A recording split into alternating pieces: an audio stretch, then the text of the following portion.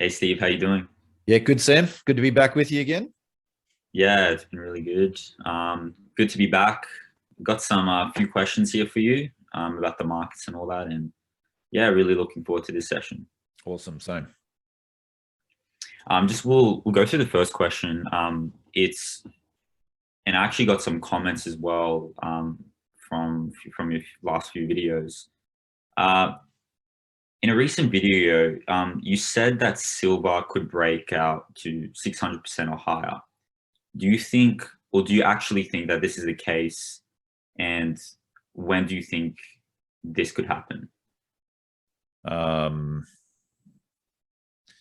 from these levels, what silver's $23.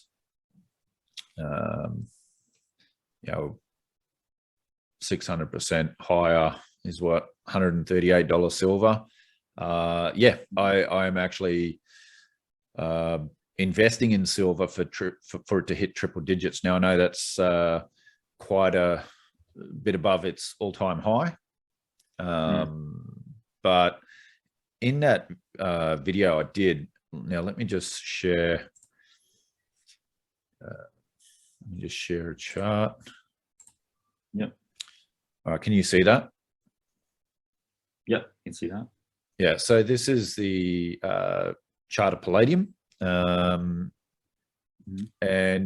it also had a 600% run up. Obviously doesn't have the type of paper market that silver does. And we're all quite excited about Basel III coming out and kind of the ending of the unallocated and the heavy paper trading of precious metals. And then we heard the news about the LBMA making an exemption or being exempted by the regulator over there. And that was quite disappointing to hear. I was very disappointed.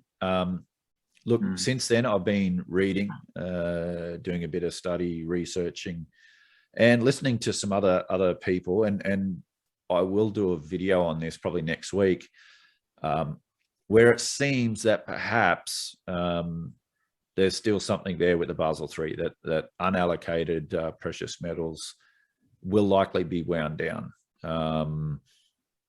and so that could be good news for gold and silver.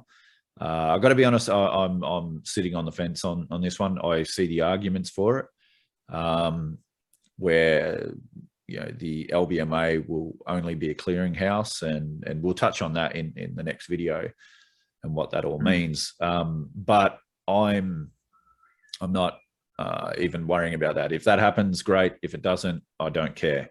Why? Because I look back at other bull markets in both gold and silver, and someone made a comment on one of my videos recently about this, and or about the 1970s. I think it might have been on this video about the move in the 1970s. And if we just have a look, let's see if I can scroll to another chart. So the chart, so this one here. So I shared this chart from goldsilver.com about silver's bull market in the 1970s, or the late 1970s, versus the current bull market. And I shared that, well, in that 4-year period, silver went up 1,200%, and in particular, I think it's on the next chart, that in the last 12 months, silver really exploded, went up 480%. But during that time, it had all these times where it pulled back, and we've certainly seen those. Silver is very much more volatile than gold. But someone made a comment on here and tried to dismiss this chart, and I just came back with, well, what about the bull market in the early to mid 2000s, where we saw very similar gains. In fact, let's have a look at that. I think it's on the next chart. So you can see during 2001, 2008, gold and silver had tremendous returns there. And in 2008, 2011, silver really jumped up. And I probably got a bit lucky here because this is where I jumped into silver in 2008, 2009 and rode it up. And I used wealth cycles. And this is the thing that I think people need to really get their heads around this is to stop measuring gold and silver in terms of dollars. And I know I talk in dollar terms on this video and whatnot, but I've done many videos about looking at gold and silver in terms of its purchasing power against other assets. Okay. And I've done a video on wealth cycles and how I use wealth cycles, turned about $68,000 from memory in silver, and turn it into almost $800,000 today within just a smidge over a decade. And all I did was sold silver. I got a little bit lucky, and I shared that I definitely got a little bit lucky there when a guy came to my office to talk to me about buying US properties in early 2011, and so I started selling my silver and buying US property pretty much at the bottom of the US property market. And over that time, my US properties have gone up 300 odd percent from when I bought them. And I guess another little bit of luck at the time too was that the Aussie dollar was $1.04 when I transferred funds over to the US. Now the Aussie is around 72 cents. So so getting your head around that and actually thinking about gold and silver in terms of purchasing power is very important. And so, yeah, just another chart I just want to share in this video. So let me just find it. Yeah, here. So, yeah, I still think we're going to have an inflationary several years ahead, and I think it's going to be quite painful. And eventually, people are going to wake up to it, and there is going to be a flock of people to gold and silver. And I've got another video I'll share next week about silver. Actually maybe going down to $20 or below $20. I won't say too much more because I don't want to give it away, but stay tuned for that one. But I see a massive explosion into the precious metals because of that inflationary environment, because I don't think that central banks are going to taper much at all, if at all. So, if they do, it'll be, all they'll announce is that we're buying less bonds each month. So that they'll do slightly less. And so we might see, yields rising somewhat. I don't think they'll be able to, and look, even, the Fed guy on George Gammon interviewed him, and he was a former senior trader at the Fed, and in his belief, he used to do these transactions on behalf of the Fed. He doesn't believe the Fed will be able to taper. They won't be able to unwind. If they do, we'll see every asset bubble collapse and go into the greatest depression in world history. But even if we have stock market crashes, which I am definitely on that belief that could happen anytime now, that gold and silver are still good hedges. Short cash, in a market crash will hold your purchasing power in that sense. But if there's inflation, you don't get that. Well, you're losing. Have a look at this chart. When we've had big market declines in the S&P, gold in particular does really well in terms of its purchasing power. The only time it didn't do well was between 1980 and 82. When the S&P went down 27%, gold and silver actually performed worse. The only other time that silver performed worse than the S&P was in that 2011 period there. So, and this is, people need to get their head around this. So, yep, silver and gold can fall in a market downturn. So if we look at 98, July 1798 to August 31, 98, where the S&P went down 19%, well, gold went down 5% as well. However, in terms of purchasing power, that gold can now buy you more of the S&P 500. Yeah, and vice versa. In last year, I mentioned this in that crash in March last year. So we saw the market down. I always thought the numbers were 32% for the S&P, and gold was down 10%. But according to goldsilver.com, the market was down 34%, and gold was only down 5%. So if you're in gold, sure, gold went down 5%, but now it's buying you a lot more S&P 500, and we've seen what the S&P 500 has done. So yeah, I am bullish because I see the macro outlook as an inflationary one. Why hasn't gold and silver performed so well in recent times? Because people are believing that this inflation is transitory, that it's just all base effects and it's going to disappear, and we're going to go into disinflation again or deflation. The Fed's going to taper, interest rates are going to rise. So, who wants to own gold and silver?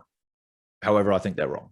And when they are wrong, we're going to see a really nice move up. And yeah, I'm going to be glad I own that. So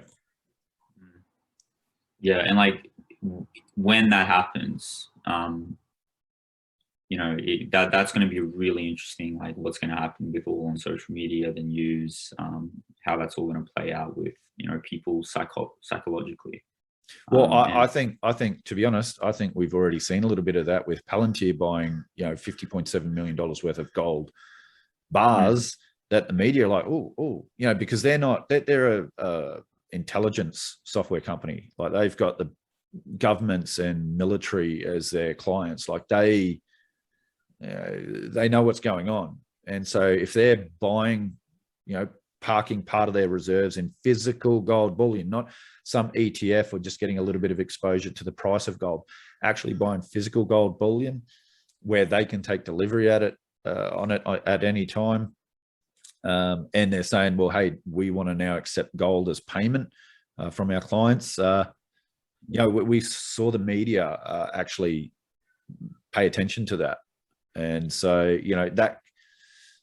that could be an interesting market when we look back in a couple of years' time. Potentially, we could look back at this Palantir buying this gold as a real, marking point. Anyway, we'll wait and see. Yeah, that interesting. I'm going to move on to the next question. You were talking about, well, I just noticed that you did like 2 videos recently saying that you're moving out of the city to farmland, and that you also had a video about the Great Reset, the global economy, etc. And you shared some interesting prophecies from the Bible and how similar things could look. I wanted to ask you, how do you think the global elites will be able to stop us from buying or selling, as it says in Revelation? Well, you can certainly get a lot of opinion on this really across society, both in churches, outside of churches, on social media, YouTube, whatever. I try to stick to facts, data, listening to professionals with skills, and so whether it's talking about the cough at the moment, well, I want to listen to to experts that know their stuff. And I've heard some of the best doctors on both sides saying, yep, take the what, and no, don't take the what. So I like to listen to people who are smarter than me. But just as I have been following the global economy, the macro economy, I'm a follower of central banks because I hate them so much. I look at Klaus Schwab and the World Economic Forum, the IMF, the UN, everything they're doing, saying, like, this is out of their own mouths. This is on their website. You can read it. It's not me, some conspiracy bloke, just creating this thing in my head. It's just looking at that and putting the piece of the puzzle together. And so Yeah, I think there's some pretty evil things happening at the moment, and probably going to in the future. In terms of how can they stop us from buying and selling? I've heard a few different theories on this. The one that seems solid for mine is central bank digital currency. So if you have a look at what China's doing at the moment with their digital yuan, they can track everything you do. They can track everything you buy. They can control. They can switch you off from the financial system. They can switch you on if you say the wrong thing on the internet. If you're not a good boy or girl. They can switch you off out of the financial system. And I actually think if people don't understand central bank digital currencies, they probably should go do some research. And I've done a couple of videos where I've mentioned central bank digital currencies and the dangers of it. Just read their own writings on central bank digital currencies. Ludwig von Mises wrote a book where he absolutely destroyed socialism, the calculation of socialism, that it just cannot work because they don't have the knowledge that the market does. And so, then they misallocate resources and create malinvestments, and ultimately the economy blows up. Now, I've listened to some of these people that are big proponents of central bank digital currencies. And one guy is an Aussie guy, Rowan Gray. Apparently he's advising the Fed at the moment, and some of those extreme left-wing Democrats at the moment. And so sorry to my American friends that we've sent a crazy Aussie over there. But yeah, listening to him talk about how it all works, he actually thinks that the commercial banking system is pretty much evil, and maybe he's right about that. But their solution is to get rid of the commercial banks and just have one central bank, aka Russia in Lenin and Stalin's era. But by having a central bank digital currency, what they claim they can do is overcome this issue that Ludwig von Mises exposed, which is this knowledge, this economic calculation, because they'll have all the data in real time uploaded into AI, and AI is just way too smart, and it'll tell us exactly where they need to print currency and send here, there, and everywhere. And you know what? We don't have to worry about inflation because we're smart. We've got it. We won't end up like every other country that just prints currency to oblivion. So yeah, but just the control. So go back and have a look at Soviet Russia. Have a look at China right now. So I keep coming back to central bank digital currencies, and they're coming soon. They're coming very soon. They're being trialed and piloted around the world. So I wouldn't be surprised if some of them start rolling out next year, and definitely the year after. Within about 5 years, I think we move to a central bank digital currency, and that's why I want analog wealth. That's why I want gold and silver. So it's not traceable, trackable. Look, I hear the arguments that, and we can have a debate going even further than that. However, I don't want to be in that system. And so gold and silver for me. Before I go to the last question, I have some comments from some of your viewers that I want to share. The first one's from your video titled "Silver Breakout 600% Higher." It's by, I think this is how you pronounce it, Vikas Nehara. 13 hours ago from where we got this. She said $100 per ounce silver is possible in the next 2 years. What do you think of that? Yeah, by 2023. I mean, look, Dr. Michael Burry is saying hyperinflation in the US 2023. Professor Richard Werner has said that. Now, in some recent interviews, he's just he's gone from being certain of hyperinflation to it's still a chance, it's still a possibility that we do see hyperinflation. He's toned it back a little bit. He still thinks there's going to be very high inflation. So with that, $100 silver. Well, what did I say? 600% higher from here is what, about $138 silver. Put it this way. People ask me, Steve, when do you sell your silver? Like when do you get out of it? And look, there's certain times. So I've never sold gold. I've always held gold as a portion of my portfolio, and over the years, I just slowly add to it as I have surplus other assets and surplus cash flow and whatever, and I just accumulate gold slowly, and that's my protection. Silver, I have some physical that I also don't sell, and it just sits there. If the hits the fan, I've always got some.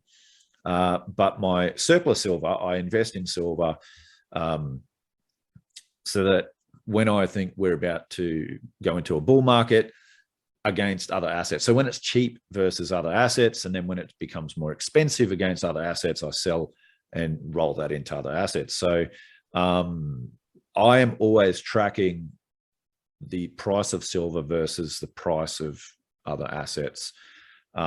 Personally, I think in the next couple of years, we're definitely going to break silver's all-time high, and even Mr. Christian from the CPM group says that as well. And he's kind of, I don't know, he hates all the Wall Street silver guys. He hates people like me and whatnot. I mean, I don't sell silver. I've got no vested interest. I'm just an investor.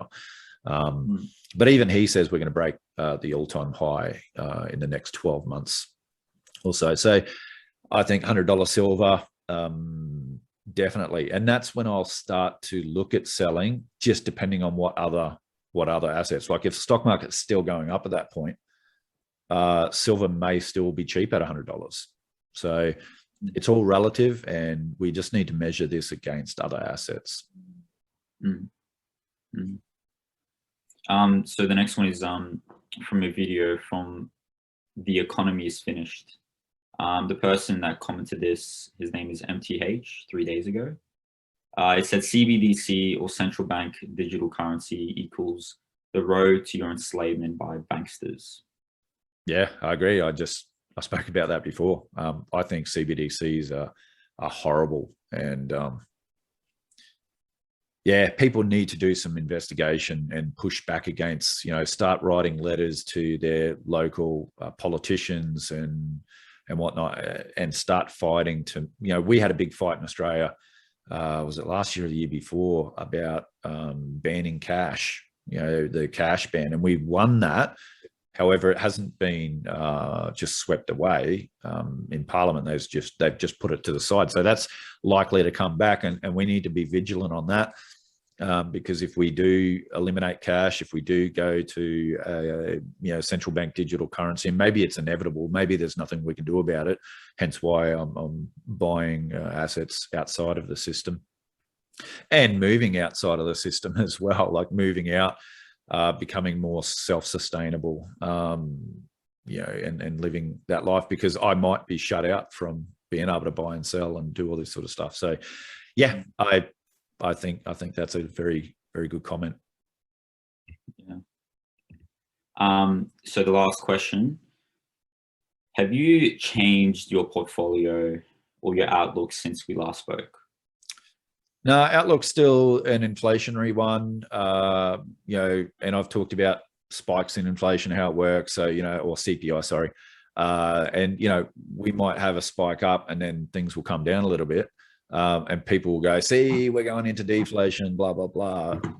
Anyway, you can look at any chart, even throughout the 70s, back in the 40s, same thing, blah, blah, blah. It's all noise. So, yeah, I'm still on the inflation side of things. I can still see different market crashes in real estate and stocks and whatnot as well during that period, because like I said, in 1970s, 73, 74, we had a 50% nominal crash in the stock market in the US when CPI was at 12.5%. So, it can happen. In terms of my portfolio, no, I've accumulated a little bit more physical silver on the price smash. You know, some coins were kind of cheap at my local bullion dealer, and so I just wanted a little bit more, not too much. But also, my passion is the mining and exploration space. So, you know, I'm all over that every single day. So yeah, I've been adding in a significant way to my gold and silver explorers in particular. So the small caps that I think are going to have massive upside. So all I've been doing is just adding to my current positions. Yeah, and like holding gold and silver, like myself, for the last year and a half, you know, it's been a wild ride, especially last year in, was it March, it going down to $11 US. It was like, and now it's what, at 20 something, I thought it was like 23. 23, yeah. Yeah, so it's going to be interesting what's going to happen next couple of years. Yeah. Anyway, we'll have to wrap up, but thank you for the video, Steve. No worries, Sam. Yeah. Good to chat. Hopefully everyone got something out of it, and I'll see you next time. Yeah, for sure. Thanks for that, Steve. All right. See you, buddy.